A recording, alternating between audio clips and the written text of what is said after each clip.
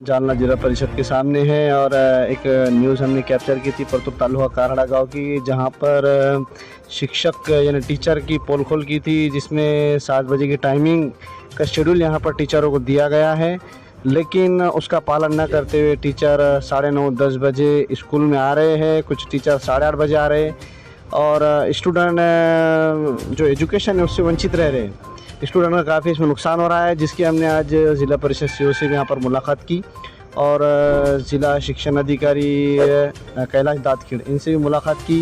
उनका एक स्टेटमेंट हमने लिया, ऐसे शिक्षकों पर कार्रवाई की जाएंगी, इस तरह की जानकारी उन्होंने हमारे न्यूज़ चॅनल के माध्यम से दी।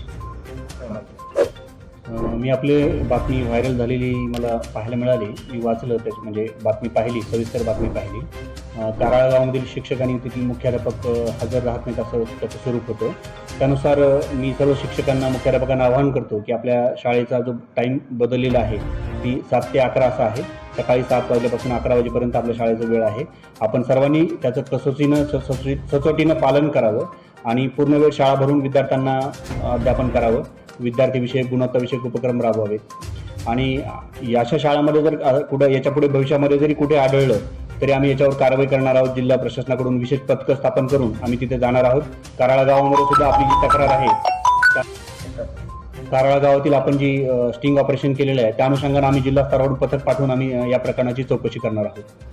आता दुसरा विषय असा आहे का तिथे जे मुख्याध्यापक ते येतच नाही, असंही ती शाळाची विद्यार्थ्यांचं मत होतं आणि ते त्यांना शिकवत होतात, त्याचा काही ग्रेड नाही काय नाही या विषयी या स्वरूपाच्या तक्रारी माझ्याकडे आलेल्या आहेत। माननीय मुख्य कार्यकारी अधिकारी महोदय यांच्याकडे सुद्धा अशा तक्रारी आलेल्या आहेत। माननीय मुख्य कार्यकारी अधिकारी महोदयांनी मला दिलेल्या सूचनेनुसार तिथे विशेष पथक देऊन आम्ही हे करणार आहोत, तपासणी करणार आहोत। त्यासोबतच गट शिक्षणाधिकारी यांना आम्ही सूचना दिलेल्या आहेत की असे शिक्षक जे शाळेच्या वेळेत बाहेर इकडे तिकडे फिरतात त्यांच्यावर कारवाई करण्यावी, विशेष पथकं स्थापन करून शाळांना भेटी द्याव्यात आणि निपुण महाराष्ट्राचं जे सध्या काम चालू आहे 30 एप्रिलपर्यंत हे काम चालू आहे, त्याबाबत आपण सर्वांनी प्रकर्षाने कारवाई करावी।